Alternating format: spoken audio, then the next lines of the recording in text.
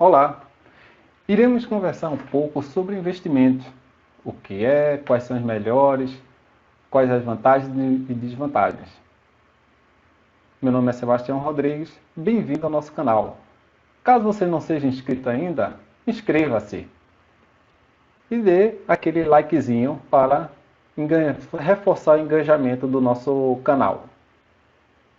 O que vem a ser investimentos? Investimentos nada mais é do que você pegar um capital, ou seja, um valor que você tem em dinheiro e faça aplicação em outro local. Ou seja ele entrando numa sociedade, seja ele abrindo o próprio negócio, ou seja ele colocando no banco. Então, isso que você fez são investimentos. Então, por que investir? Nós pessoas temos algumas necessidades, alguns sonhos. Então, quando eu sempre falo em investimento, eu gosto de falar de sonhos, realização de sonhos. Seja ela a casa própria, aposentadoria, aquela viagem dos sonhos ou aquele carro. Então, temos que sonhar para... O sonho é o motivador dos investimentos. Então não há por que eu investir se eu não galgo, ou seja, se eu não imagino, eu não queira algo lá na frente. Quando falamos em sonho,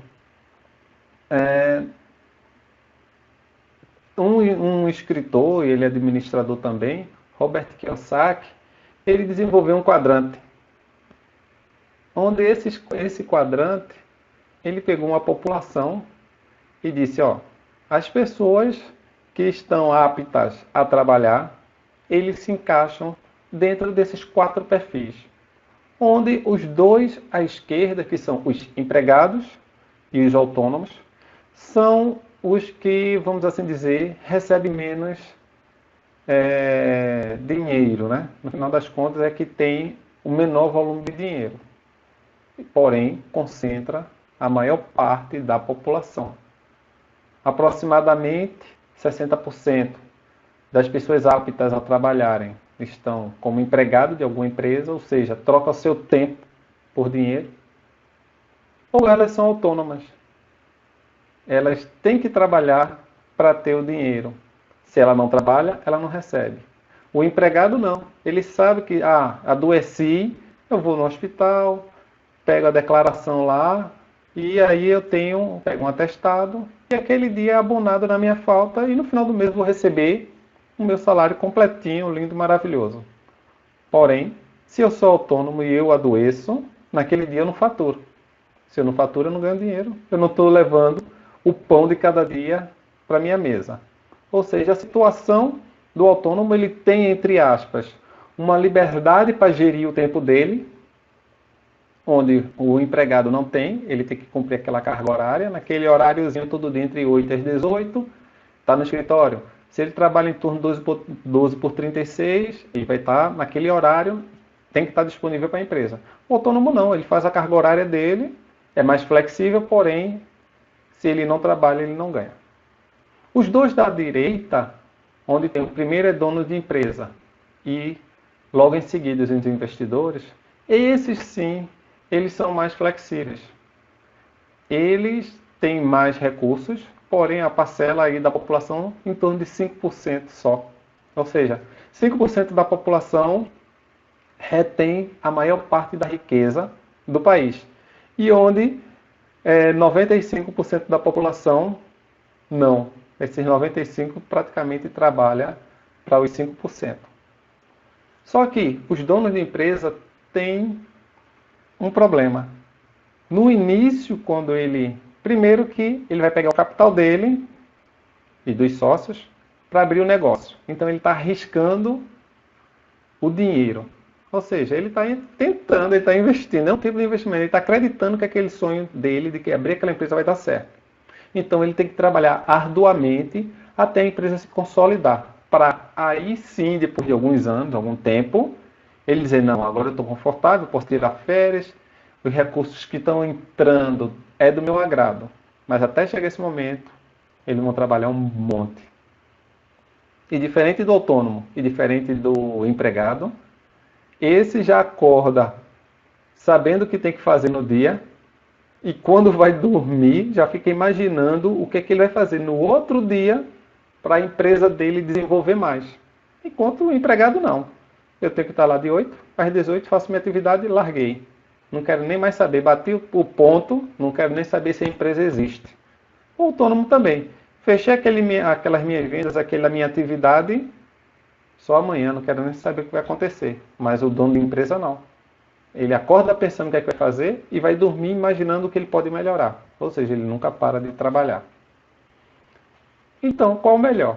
É o último quadrante, onde está apenas 1% da população, que são os investidores. Esse, o que é que ele faz? Ele aplica o capital. O cara diz, ó, a minha empresa, tal, está desenvolvendo isso daqui a tanto tempo. Ele, beleza, eu acredito. Injeta o dinheiro, investe o dinheiro naquela empresa e fica só esperando os juros, ou seja, o lucro da empresa. A empresa vai dando lucro, o dinheirinho vai entrar na minha conta, sem eu fazer nada, ou seja, o dinheiro trabalha para ele. Então temos alguns tipos básicos de investimentos. A mais conhecida de todas e disseminada, a poupança. Temos títulos de capitalização, cooperativas de crédito, tesouro direto e bolsas de valores. Vamos fixar apenas nas ações. Existem alguns outros atrativos, mas vamos fixar em ações, que é o nosso foco. Poupança. Ter ou não ter? Eis a questão. Se tiver, você possui um problema, está com um problema. Se não tiver, estará com outro problema. Por quê? Se eu tenho, as vantagens da poupança é liquidez. Por que liquidez entre aspas? Porque para eu ter juros, porque como estamos falando em investimentos, queremos juros. E para correr juros na poupança, eu tenho que deixar o dinheiro paradinho lá, quietinho, dormindo por 30 dias. E se acontecer um imprevisto nesse dia, no meio desse caminho aí, antes de chegar esse dia, eu vou poder sacar? Sim, você pode sacar normalmente. Porém, você não vai ganhar os juros, porque você retirou parte do capital. Ok?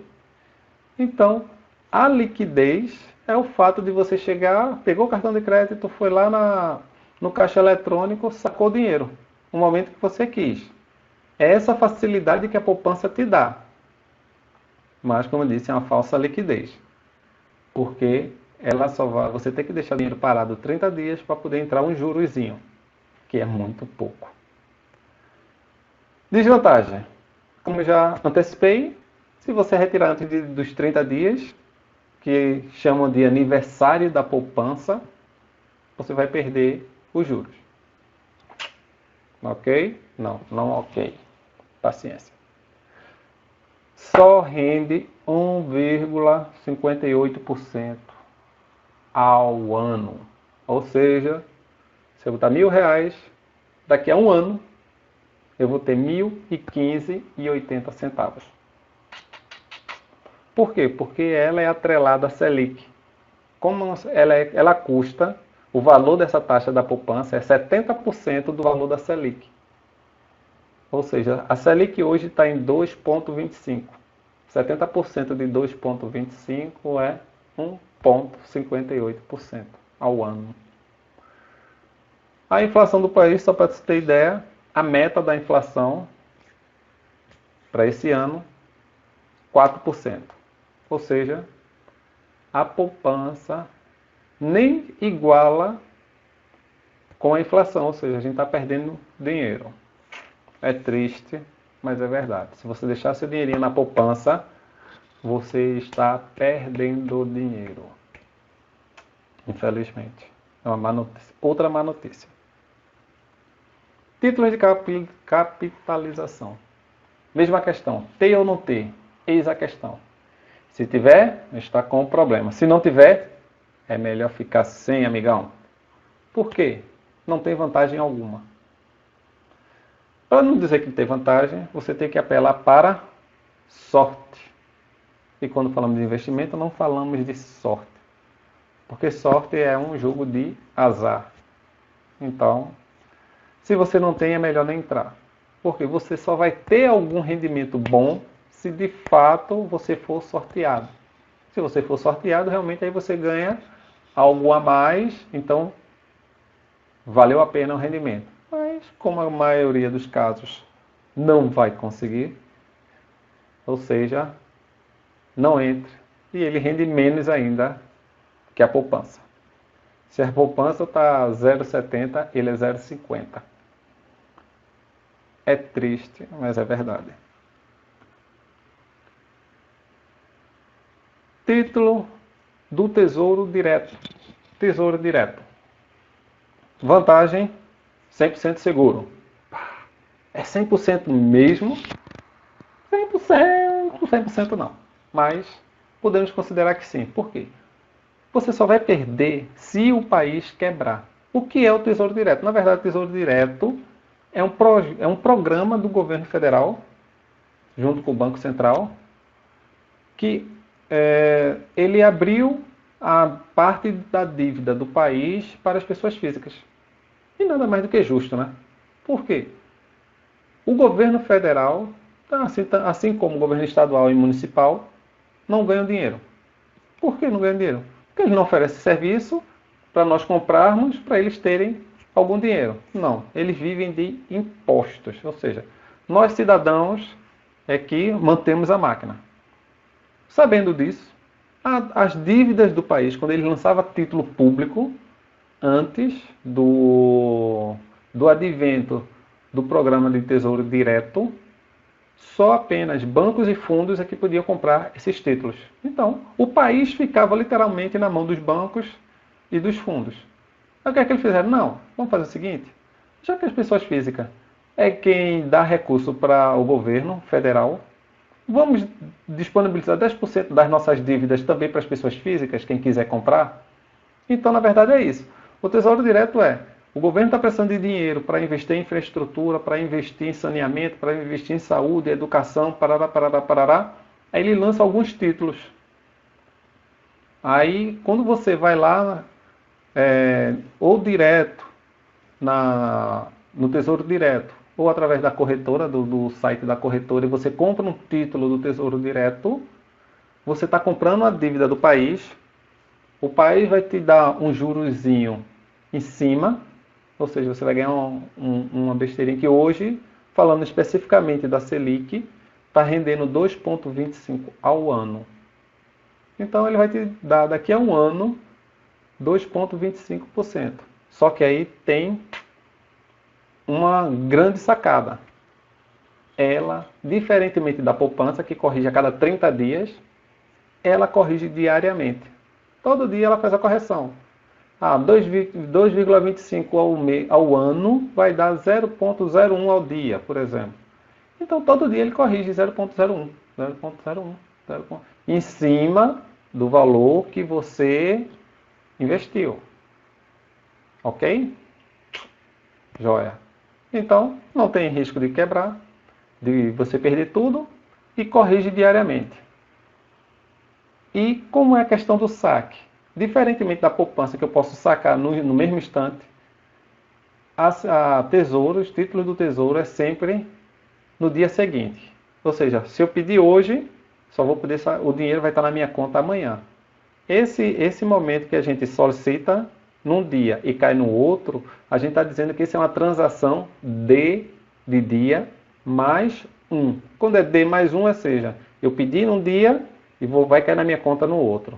Se eu for comprar alguns fundos, aí tem lá, é D mais 3, ou seja, o dia que eu solicito só vai cair na minha conta 3 dias após. Ok? Só para a gente ir pegando esses conceitozinhos. Eu vou lançando devagarzinho e a gente vai explicando. Vamos lá? Bolsa de Valores, hoje denominada B3. Qual é a vantagem?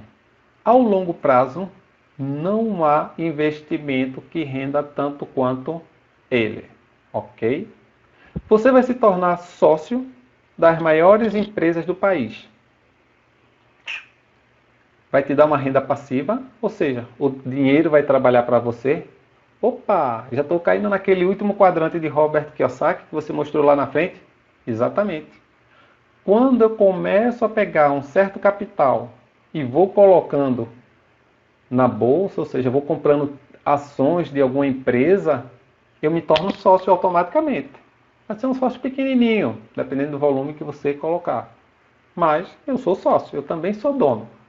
Então, cada trimestre, a cada semestre, dependendo da política de cada empresa, quando no período lá, vamos supor que determinada empresa pague a cada trimestre. Então, porque toda empresa que é listada na bolsa, a Comissão de Valores Monetários, a CVM, ela obriga que as empresas, está lá no contrato dela, que elas devem divulgar um boletim da saúde financeira da empresa a cada 3 meses.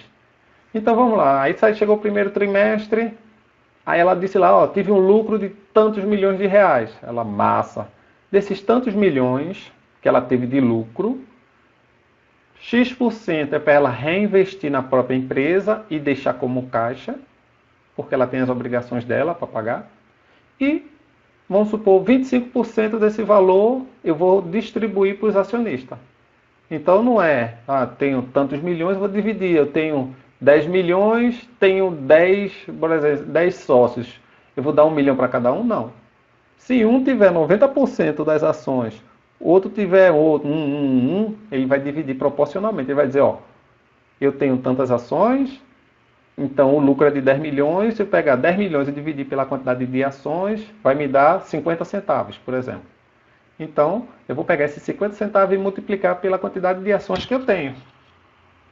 E aí eu vou saber o quanto que vai cair na minha conta. Então, assim, é sempre proporcional à quantidade de ações que você vai ter. Beleza?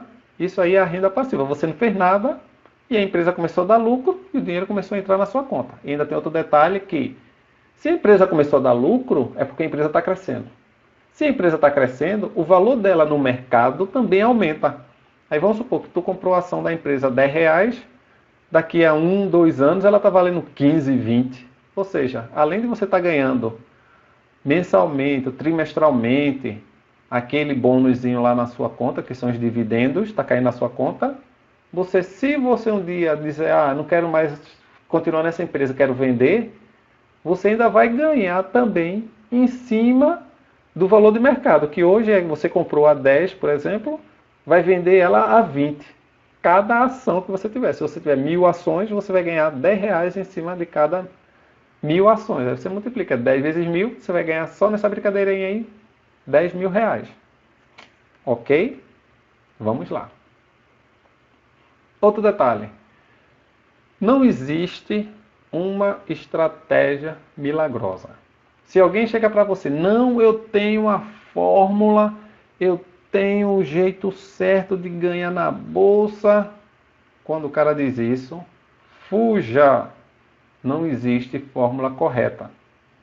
Existe análise técnica, existe análise fundamentalista. São duas escolas que a gente separam, porque a análise técnica ele vai olhar o preço da empresa dia a dia. Os fatos ocorrem, o preço sobe e desce, e no final do dia o mercado diz que aquela empresa, a ação daquela empresa vale X. Então, ele tenta prever o comportamento do mercado. Essa é a análise técnica. A análise fundamentalista, ela vai pegar todos os relatórios financeiros da empresa e vai analisar. Ela vai dizer, opa, se endividou mais, se endividou menos, está com pouco caixa, está com mais caixa. Quando eu falo caixa, é dinheiro guardado na conta da empresa. Aí vai dizer, melhorou, piorou, tá no vermelho. Então, a análise fundamentalista vai ver os números da empresa, realmente vai analisar os números da empresa, para saber se vale a pena ou não investir naquela empresa, independente do valor de mercado. Na realidade, pelo financeiro, você sabe o quanto deveria valer aquela empresa, e aí você compara. Essa empresa era para valer R$15 uma ação. Está valendo 7? Então está barato. Então eu posso investir nesse. Quer atender, a empresa em si vale X. e ela está valendo X menos, então eu posso comprar mais para que eu sei que ela vai valorizar em algum momento. Ok? Análise técnica tenta achar esse momento de entrar ou de sair. Dizer, opa, tá baixo ainda, beleza, vou entrar. Opa, ela tem que chegar aqui. Quando ela chegar aqui, eu saio, eu vendo ou eu permaneço. Então, são essas duas escolas que são distintas, análise técnica e fundamentalista. Ok? Não existe estratégia milagrosa. Estratégia boa é aquela que está dando certo. Se a sua estratégia está dando certo, essa estratégia é boa. Se a sua estratégia não estiver dando certo, vamos modificar alguma coisa, vamos aprimorar e para ver, fazer com que ela dê certinho. Sobre estratégia, vamos falar um pouco mais à frente. Beleza? Vamos continuar. A Bolsa de Valores é como aquelas histórias de casa mal assombrada, de perna cabeluda, ou seja, tem seus mitos e tem suas verdades. A Bolsa também tem disso. Então vamos começar com os mitos. Você precisa ter um rio de dinheiro para começar. Mito. Hoje temos empresas na Bolsa que custam 7, 6 reais, 5, 1 real e alguns centavos. Também temos empresas que valem 60, 40, 30, ou seja, não precisa de muito dinheiro. Se eu tiver 10 reais, com 10 reais eu já faço a aquisição de alguma ação de alguma empresa. Ok? Então eu posso ser sócio a partir de R$1,20, no caso da Oi. Quem tiver arriscando, vendo aí nesse turnaround, né? Ou seja, nessa reviravolta, você vai ouvir alguns termos assim, turnaround. O pessoal da área de investimento de bolsa gosta muito de inglês. Então, assim, a empresa está num difícil e ela precisa daquela reviravolta, né? Daquele se erguer, né? Se reerguer, voltar com tudo. A gente chama isso aí de turnaround, né? Turnaround. Então, ela faz ela voltar. Então a Oi está nessa situação, está na faixa de 1,15, 1,20, uma ação. Ok? Então vamos lá. Então isso aí é mito. Só quem tem nível superior é que pode investir? Não. Você não precisa nem saber ler e escrever. Não precisa, entre aspas. Você tem que saber ler para poder estudar um pouco sobre as empresas. Mas não necessariamente você não precisa ter nível superior, não. Não precisa. Não precisa. Ok? Só precisa, como estamos falando de investimentos, precisamos ter dinheiro. Ok? Conhecimento é sempre importante, é sempre bom. Por quê? Quando você começar a estudar sobre mercado de ações, aprender a ler a parte de economia das empresas, você vai evoluir muito mais rápido. Ok? Tem que fazer muito curso para ficar apto? Não. Se você é daquelas pessoas que não tem tempo, não tem nada, as próprias corretoras têm seus assessores para lhe orientar, lhe ajudar a fazer os investimentos. Ah, eu não entendo nada de bolsa. Liga para a tua corretora, fala com o teu assessor, que ele vai te dar uma força. Ok? Vai te dar as melhores opções, vai conversar contigo e vão chegar a um bom valor, vamos assim dizer, de produtos para vocês. Então, não se preocupe quanto a isso. Eita, corre o risco de perder tudo? Então, não necessariamente, porém pode acontecer. Por exemplo, a própria Oi que eu acabei de falar, ela está em recuperação judicial desde 2016. Porém, ela está entre aspas. Por quê? Porque ela que pediu para permanecer para evitar pagar fornecedor, enfim, é uma jogada que eles estão fazendo, mas oficialmente eles já estariam fora, já cumpriu todos os requisitos. Mas o problema é que no país, infelizmente no Brasil, temos um histórico negativo, que é apenas de 4 a 10%, estou sendo até otimista, 10% das empresas que entram em recuperação judicial conseguem sair. É uma realidade. Então, se a empresa falir, sim, você perde tudo. Se ela não falir, você não vai perder tudo, ok? Você só vai ter um prejuízo, mas perder, não. Tudo, não. Também temos algumas verdades.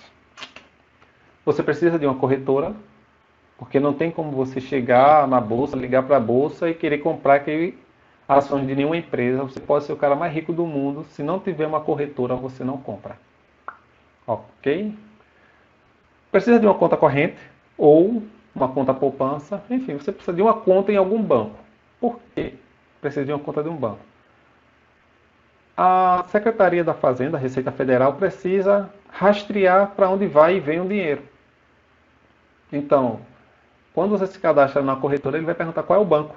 Porque você vai ter que botar dinheiro na sua conta do banco e transferir para a sua conta na corretora. E aí sim você comprar ou vender as ações. Aí você faz a transação tranquila lá dentro. Da mesma forma que, quando cair os dividendos, não vai cair direto na sua conta bancária, vai cair na sua conta da corretora. E aí, se você quiser, e é o que eu indico, reinvestir esses dividendos que entrarem, o dinheiro já está lá na corretora mesmo, então faz a transação lá dentro. Caso você queira aproveitar, você transfere esses dividendos para sua conta pessoa física, vamos assim dizer, né, para sua conta bancária do banco, e aí você gasta da forma como vocês quiserem. Como eu falei, você tem que ter algum capital a partir de R$10, R$7, R$2. E um detalhe, a bolsa varia.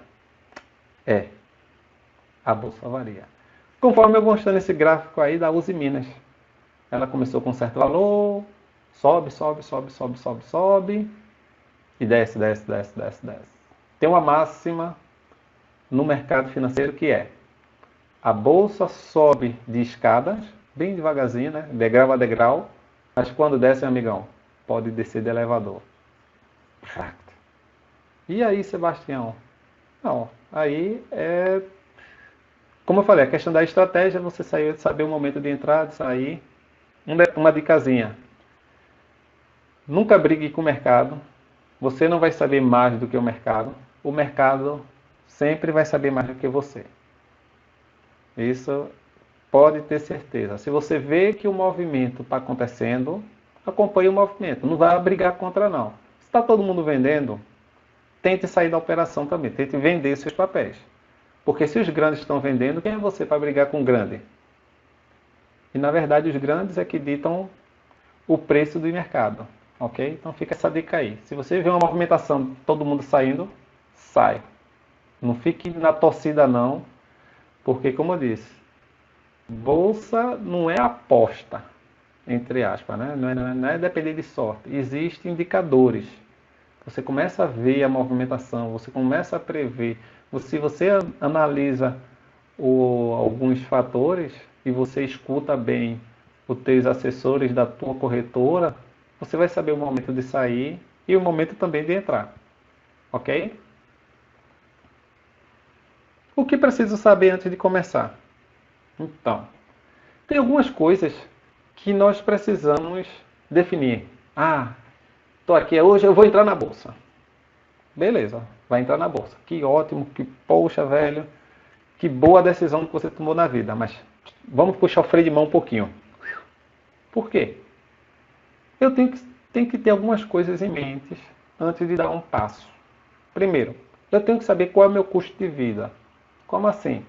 Saber o quanto eu gasto de água, de luz, energia, de telefone, de feira, de lazer também.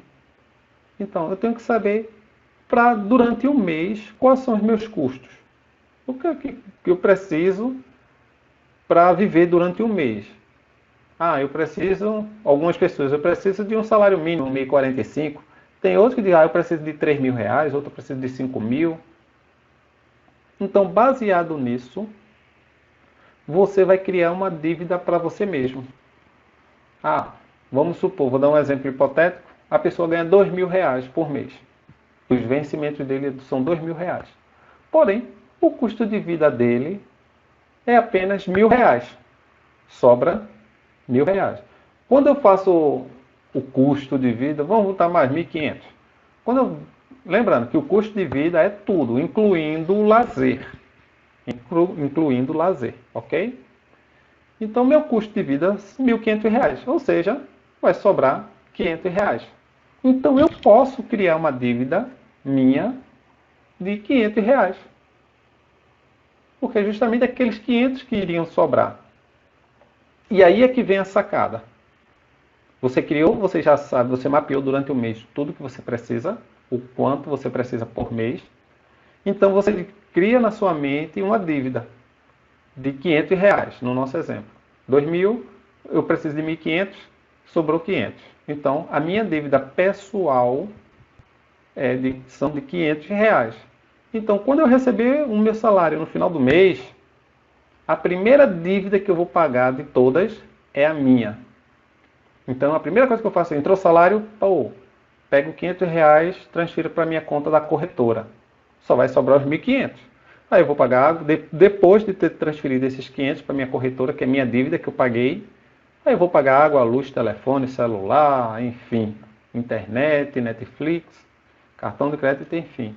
Eu pago as outras dívidas. A primeira é a minha. Depois eu pago as outras. Outro ponto é paciência.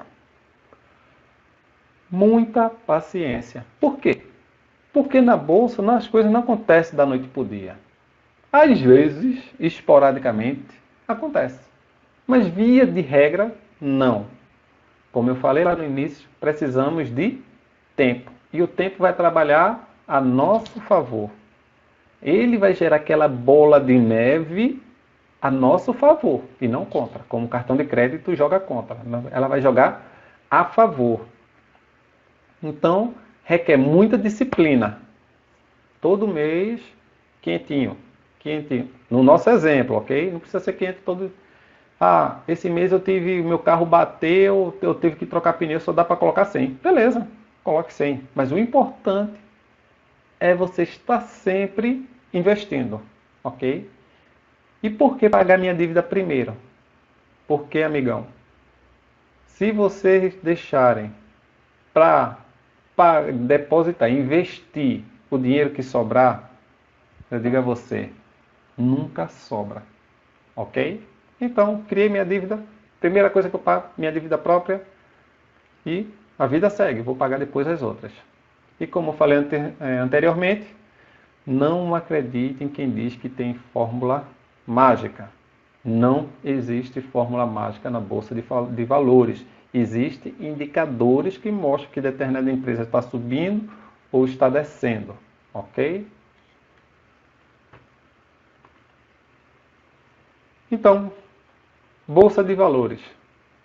Só digo uma coisa a vocês. Você não pode ficar fora.